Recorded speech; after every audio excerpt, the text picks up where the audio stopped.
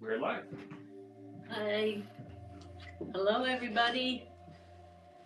Welcome to this live stream about the joy of stenciling and its many different applications. It's really been fun for me to prepare for these live streams and to get back into stenciling and discover how many different stencil applications I've uh, I've used over the years, and I get to show you a number of them. Not all of them, there's too many, but we are going to have at the bottom of the screen, I believe it's scrolling right now, showing 36 different um, ways I've used stencils, from on furniture, standing screens, tables, platters, vases, clothes, walls. So many different ways you can use them. They're very, very practical.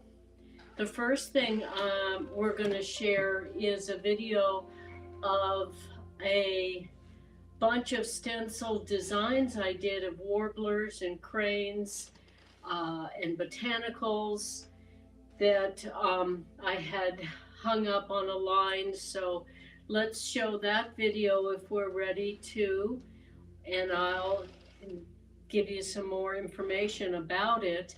Stenciling, besides all of the different applications from signs, I mean, you can even stencil on automobiles or bikes, or this is stencil designs you're seeing. The stencil design process is just taking art, your own or art you have use of, fair use of, that you can turn into simplified versions. And I will be demonstrating how to do that in a live stream coming up, perhaps next Saturday, but maybe one of these Saturdays, how to make sure the lines will work for stencils. They can't cross over each other. Stencils are spaces cut out of the stencil that the paint goes through. So we're going to show you that. We're going to show you me stenciling this dress that Sue Spencer, thank you, sweetheart, for leaving this. She got at a used store for me to use as a stencil. She figured I'd do something. I don't know if I was even doing stencils at the time, but she figured I'd have some creative application for it. So I put some warblers on it and orchids around the ruffle. There's a warbler on the back. And it's really wonderful to take things that maybe just didn't have your aesthetic, your flair, and give it your flair, and or cover stains. So let's, after this video is done, Bo, you could show me putting these orchids and warblers on this white dress, and you can see it actually happening. And I'm going to, hopefully, I wear the gloves to keep the oils of my hands and the lotion off of the fabric, and keep things nice and neat and clean while working on them. It's very satisfying. The wonderful thing, besides all the different ways you can use stencils, is that you can use the stencil, if you take care of it, for many years. This, I'm going to show you something I've had for many, many years that I stenciled decades ago, and it was hung in the sun. So it did fade, because sun will do that. So it did get some sun fading, so I decided to refresh it. And because I'd hung it in a spot in our previous home that got a lot of sun, it not only faded, but the silk fabric got weakened, um, degraded by the sun. So while I was working on it, I accidentally tore it. But then I thought, well, okay, now I can use it as an example of how you can use stencils to repair, not just cover up stains or jazz up something.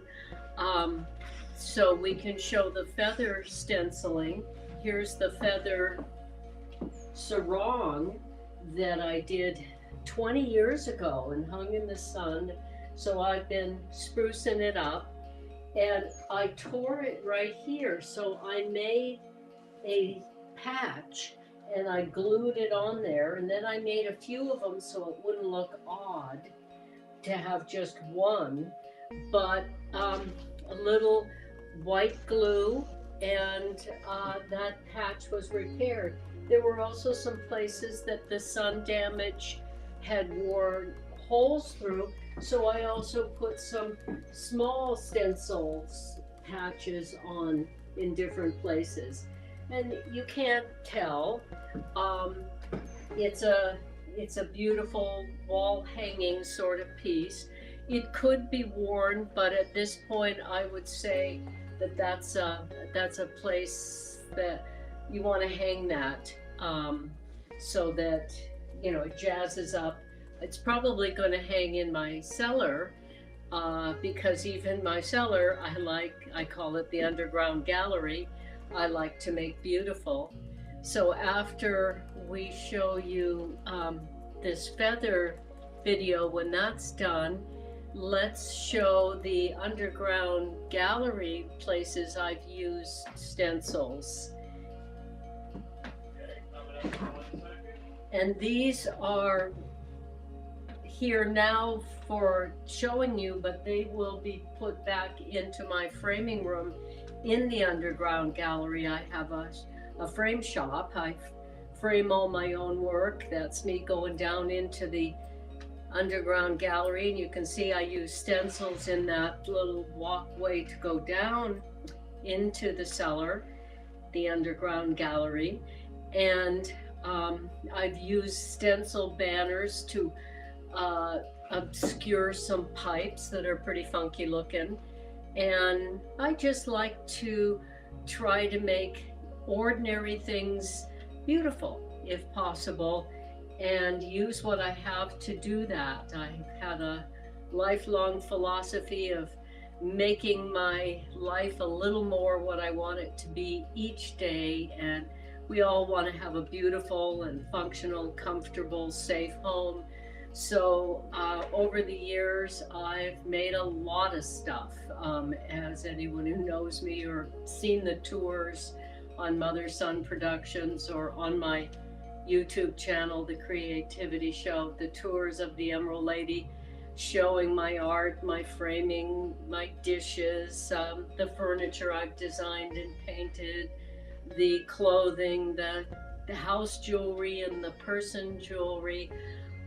Pretty much everything I have in my life is an excuse to use my creativity for the joy of it, for the economical and ecological effect, walking lightly on the planet, creating instead of just consuming, using whatever I have so things don't end up in the landfill, recreating and challenging my own creativity to come up with a use for anything. Like Sue gave me this dress, and that'd be nice for some orchids on the ruffle and some warblers on the bodice, and it'd be a good demonstration piece. So there we have that philosophy of making my life more what I wanted a little bit every day. And the more I can do for myself, the more I can afford to use my time to do what fulfills me and I believe is the best I have to give the world, which is encouragement and inspiration and information about how to access your own imagination and use it for self-healing, for life enhancement, problem solving. So I'm very much a believer in the power of our own creativity to make our lives better and the lives of everyone around us, and to live a more ecological life, walk lighter on the planet by making things instead of driving to buy things. I haven't been in a vehicle in 3 years, and I'm still not running out of inspiration of what I can create right here in the Emerald Lady. I do miss hugging you guys, but I also love this way of virtual visits and connecting with people that doesn't contribute anything to climate change and no carbon emissions, and connecting this way. So it's what I wanted to do more of before the pandemic, and the pandemic made it a necessity. And I'm pleased that, I miss socializing in person, and that will happen again. But I also have found the good in it by focusing on my own art. And I wrote my memoir, Incandescence Rising Above Darkness, and my technically capable son helped me design it into an ebook and a print version, color in black and white. We even created a recording studio that you saw a little bit down in the cellar. I think the videos coming up to that will show you. Oh, you went back to the first video.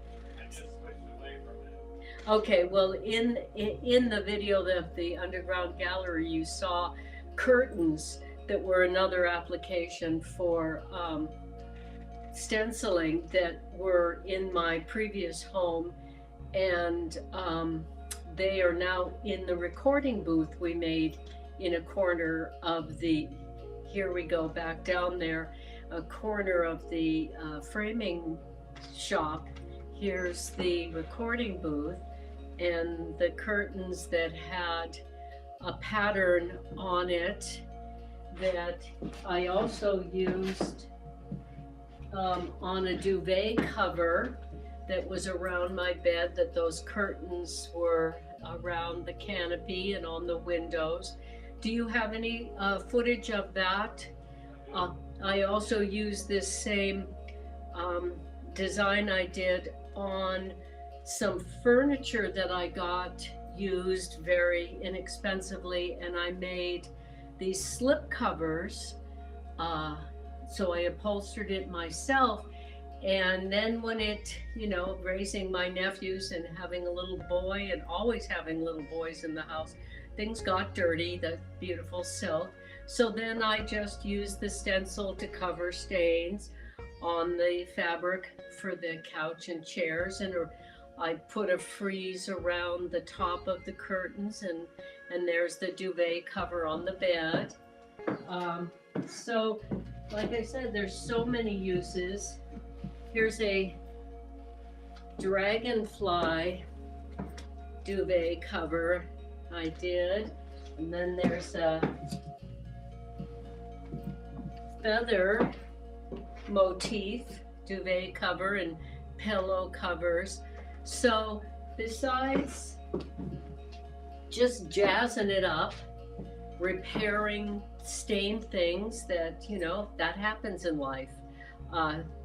So rips, stains, I like to keep things functional as long as possible. I have a friend from my past that had an MBA from Stanford, and he said to me, "You can do so much with so little." And I thought that is one of the best compliments I've ever gotten, because that's exactly who I wanted to be as a little girl. I didn't have much, and but what I had, I wanted to make lovely, and using found objects in my early years, and then learning these different artistic techniques later in life. I have people have thought I came from wealth, or that I am wealthy. My wealth is my love and imagination, and the rest is quite economical. My expenses are very minimal because I love to make everything. And then I can afford to do the artistic work that fulfills me, and write my book, and do live reads, which I got a grant to do. And in fact, I got another grant to do more live reads from my memoir, which I'm very grateful to the Minnesota State Arts Board. And I thought these stencil live streams in between the live reads would refresh me. My story is interesting because I rose above a lot of difficulties, so I'm not sad about it. I don't feel sorry for myself. I don't regret any of it, but it is heavy stuff. And so I thought, well, let's do these stencil videos. It's so light and lovely, and a whole nother part of the creative process than writing my own stories and reading them. So I will do the memoir reading again. That will start, but I have a year to fulfill that grant, so I'm going to stay in the stencils because I'm loving it. So you got a few comments. Great. Marisol Delgado said, "That's beautiful. I love the flowers." Thank you. And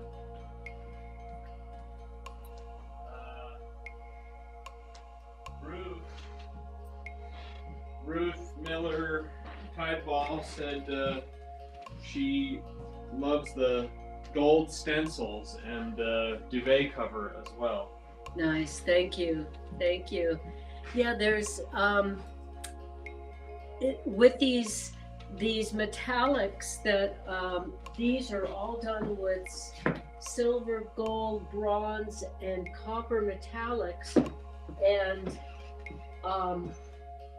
I've also used this metallic inks for the bright colors in this scarf. So I'm not, oops, lost an earring. So I'm not sure that this is washable, but the metallics are. I've had clothing like these scarves that I've had for many years that I've washed many times, and the colors are still bright, beautiful. So some paints are water, I guess permanent paints, and there's a picture of the metallic that makes these walls that we're doing washable. So you can, I wouldn't scrub it. I'd be careful and gentle and wash, if it's clothing or fabric, wash it with cold water, and you can dry it a little bit and then hang it up so that it gets the wrinkles out. That's how I do it. I'm going to be doing these scarves and then outfits in front of the camera as we go, and I'm excited to turn these clothes that I've gotten over the years in used stores or people have donated to me into, special, unique art to wear. So that's going to be really fun, using the warblers and the cranes and the flowers and the orchids and the botanicals and the grasses. So I have these pillows out here to show you. I even put the little metallic paint in the center to go with these pillows, and these gold flowers here. And here's the silver with the warblers and different regional flowers, the regional warblers and flowers. So there's a lot to show you, and I'm going to be turning them into scarves and outfits in front of you. And now we're going to show you the salmon. Okay, Ruth said beautiful prints. Thank you. Thank you very much, Ruth. I really appreciate that. And yeah, you can make stencils. I've made handmade stationery. I've made fabric to cover a purse, books, journals, address books. There's so many uses. And you can continue using the same stencil. You want to treat it carefully, but that's life. And it'll last for many, many years. We're going to show you, could last your lifetime if you are careful with it. The stencils I cut in the beginning with a razor blade, then I got a hot knife because I did peace in 48 different languages, and that got a little rough making those on my hands, so I got a hot knife, and that really made it fast. And then when I did the 26 warblers and wildflowers and the 38 botanicals and the 12 cranes, I thought, you know, it's time to invest in a stencil cutter. So Bodhi's going to show a video of the process with this Cricut stencil cutter that I love, and I'm going to ask him once he puts that on to come out and tell you a little bit about the technical part of why you may want to use a computer to scan the drawing, the stencil design, and what you can do on the computer that you can't, well, the options that having it scanned and digitized give you. So once that's going, this is him working on the computer to make it stencil ready for the Cricut cutter. So if you want to come and tell him a little bit about he's the technical one. He's also taller than me. So. Hey everybody. So you can sit if you want. Yeah, that's a good idea. Don't mind me way over here. So what I'm showing you here is a bit of the behind the scenes process of making her art into stencils on the stencil cutter. What's showing right now is the actual Cricut stencil cutter. That's the stencil file that I generate on the computer based on her drawing. This is a file that can be enlarged to any size or shrunk down to any size, and the stencil cutter can cut it. The first step is she does the original art, and then I take a picture of it, or I scan it on a scanner if the piece of art is small enough. In this case, I took a picture, and then I have to go in on Photoshop and adjust the contrast and the exposure, and then ultimately I have to go in and kind of cut the background out. So it's just her art. That's the only thing left in the image. So you'll see me cutting out the background, and the background is turning maroon because I like to use a color, so it's very easy for me to tell what should be part of the image and what shouldn't be. And once I cut everything out, then I have the final file, which can be cut on the Cricut cutter. And so we put the plastic on the mat, and we press it down really hard, and then the cutter can cut that out. And I'm going to demonstrate putting these koi in our third floor guest apartment bathroom. It's all water and underwater theme up there, the decor. So we got seashells and seahorses. I put seashells on the shower curtain and seahorses along the wall, and seashells around the window. And so I'm going to put the koi in the bathroom on the wall above where the towels and such are kept. So I'm going to show you doing that when I get to that. So there's a lot that is just so much fun, and even t-shirts. I'm going to do t-shirts, which is, you know, maybe the most popular form of clothing, and maybe I'll even do some jeans. You never know. Though I don't think I have any jeans, but they're not so hard to come by. But some normal, more common clothing, as well as the I love the treasure hunt of going to used stores over the years back in the day and finding silk or cotton or wool, beautiful fabrics that were great deals, and saving them. And now I have this beautiful use for them, which is to show you how to make something, well, a piece of art to wear. So I'm really excited to. First, I'm going to try some of these designs on scarves, and then I'm going to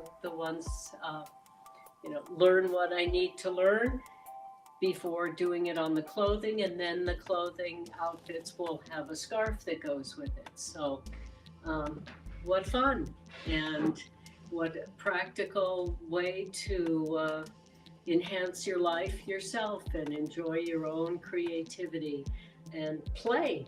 Have the fun of creating. So I'm really, really happy that you're here and seeing this, and I love to share the joy of creativity with everyone. So please tell your friends, and any of these videos can be seen on my YouTube channel, The Creativity Show, later, anytime. As well as the 15 live reads I already did from my book, and the Mother-Son Productions, the business that Bodhi asked me to work with them and named us. And there's also a video he did when he was 16. He said, "Mom, I have to make a documentary about you. The world needs to see what you do." And I thought, wow, am I the luckiest mom in the world? And he did. It's called Life of Art, and it's on Mother-Son Productions. And his YouTube channel is Bodhi the Movie Maker, and he is sharing his love of storytelling and movie making, writing and illustrating and making it into movies. And he made my book, my memoir, Incandescence, and his sci-fi thriller, Northport, 1999, into pitches and screenplays, and they were both selected by Catalyst, the largest episodic festival in the world, as well as both of our literary works, both of our books. So we're loving being in this community that appreciates the arts and don't even mind the long winter, more time to create. And so whatever you have to work with, use it to have some fun, enjoy your own imagination, and enhance your life and walk lighter on the planet while you're doing it. Everybody wins. So until next time, stay creative, stay curious, and I love sharing the joy of creativity with you. Thanks for being here. Is there anything I should my two hands clapping. Thank you. Thank you. See you next Saturday at 2. Every Saturday at 2 I'm going to do these, and I'll see you then. All right. Ending the live stream.